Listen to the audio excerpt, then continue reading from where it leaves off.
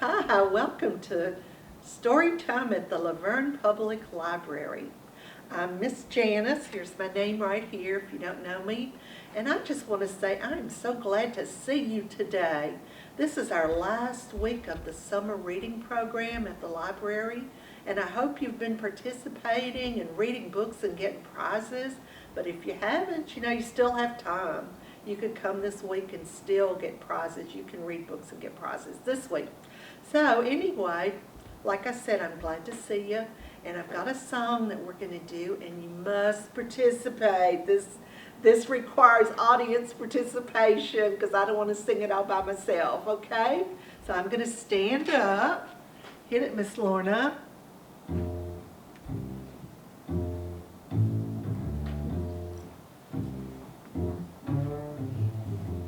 I'm going to sing a line, and you sing it back at me. That's right. And we'll make up a song together. We can do that. I know we Now, can. we'll start by snapping fingers and keeping a little rhythm. Fingers? I got rhythm. I got rhythm. I got music I got music in my fingers. in my fingers. Who could ask for anything more? Who could ask Good. for anything more? You got it. Now, next time you can sing that last line with me. Yeah. But right now, let's clap our hands. All right. You ready? I got rhythm.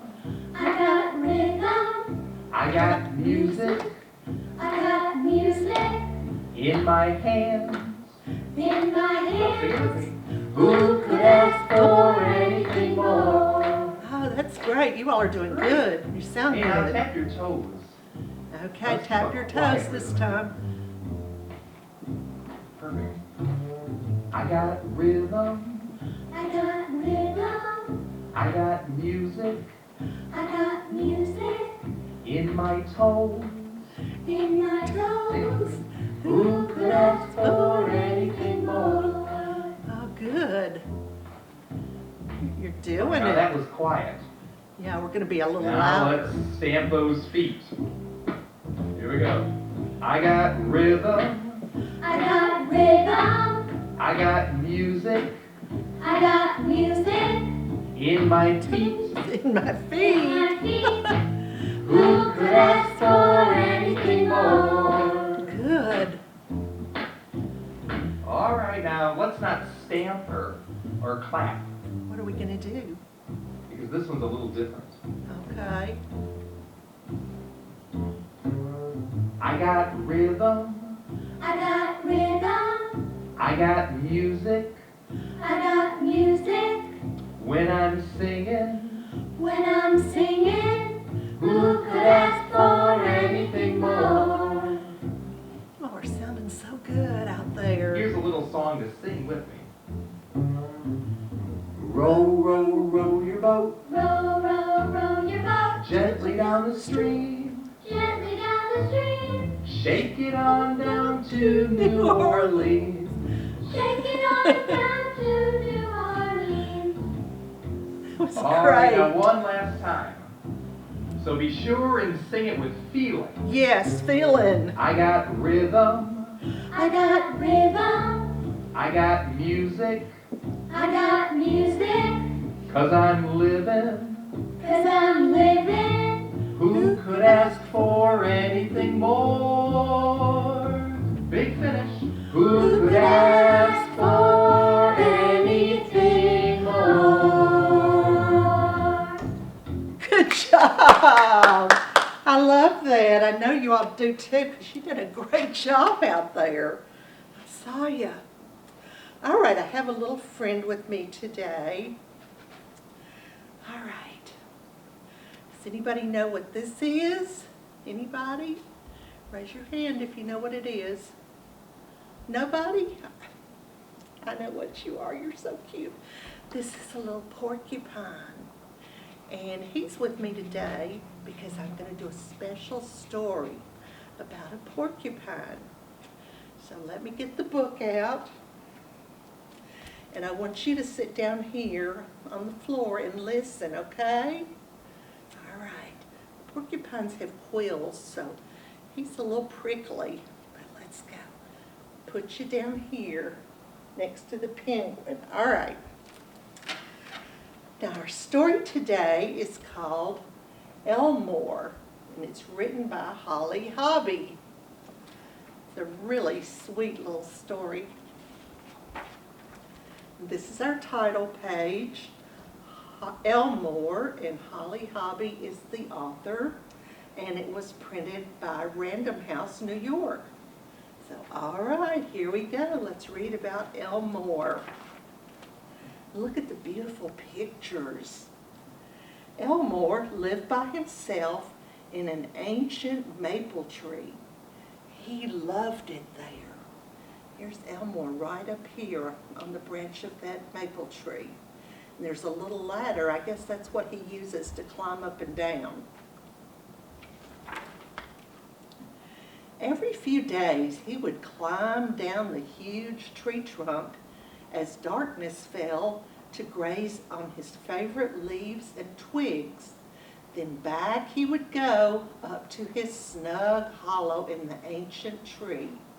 So here he is. He's down here grazing on grass and twigs and leaves.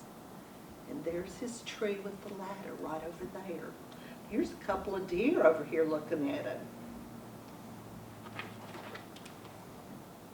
Elmore was solitary. He lived alone. And you would think that he'd be used to that by now. But here's the thing. He often felt lonely. Solitude could be boring. Have you all been by yourself before and you were just so bored you wish you had a friend or somebody there with you?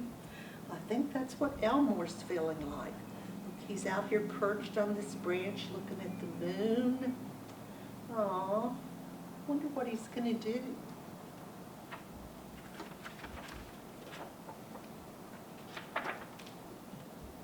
He had always had trouble making friends.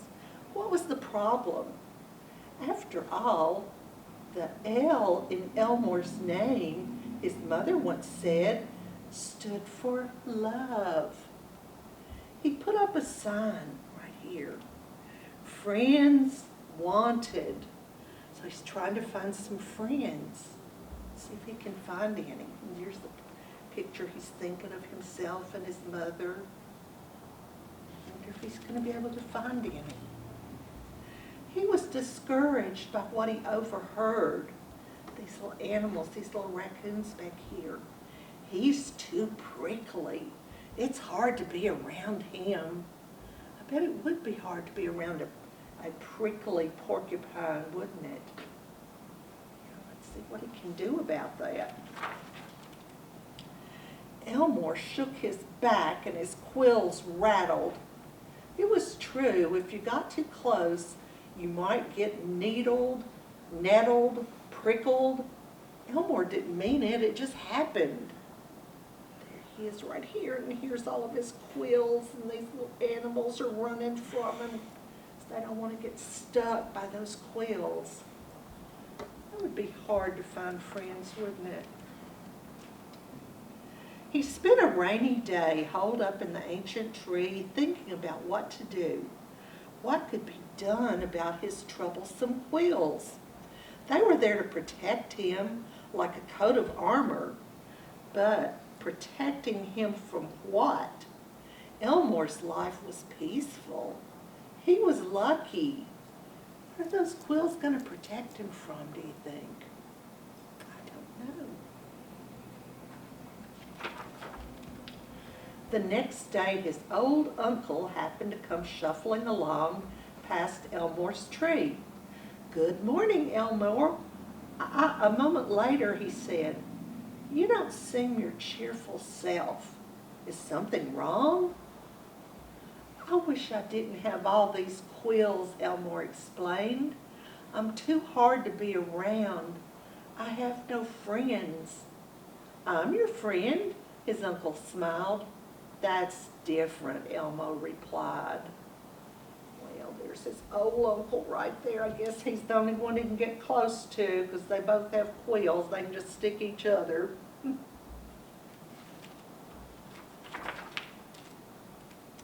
But you are a porcupine, his uncle stated emphatically. You wouldn't be a porcupine without quills. I know, said Elmore.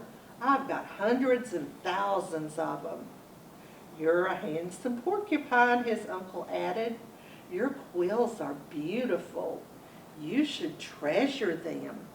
So Elmore's picturing all his quills up here in a treasure box. Wonder what he could do with them.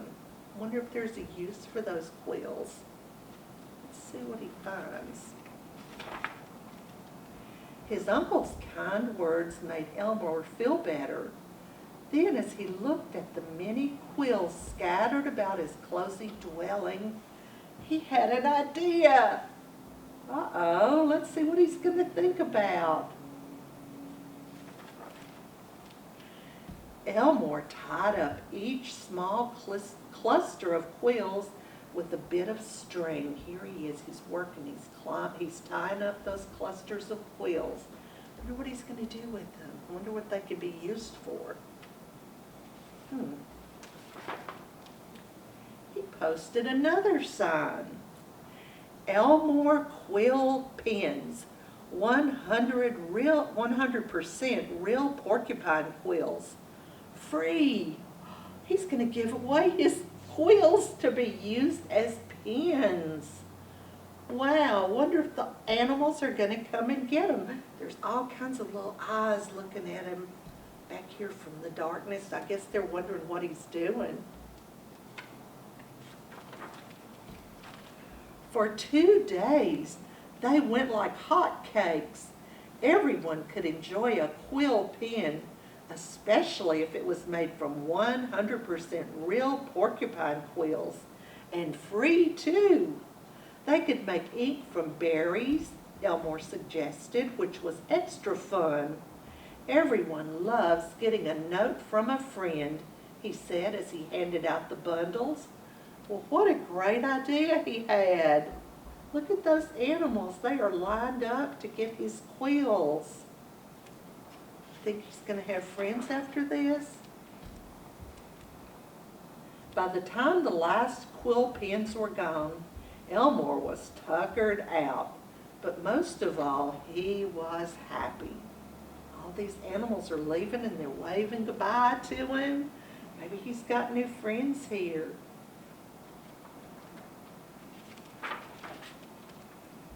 In the days that followed, he received all kinds of notes. Look, this one says, "We love our quill pens." And this one says, "This is a picture of us." And this one says, "Let's be pen pals." Aw. One bright morning after the quill event, there was a big sign tacked to the trunk of Elmore's tree. Look what it says. Let's see.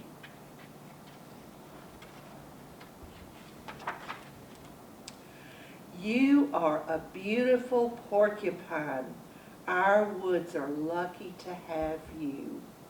And it's signed, Your Friends. So Elmore did make friends by giving away his porcupine quills so people could use them for pens. And that's our story. Yay! Did you all like that? I really did. It's good to have friends, isn't it? Friends make your life complete. Okay.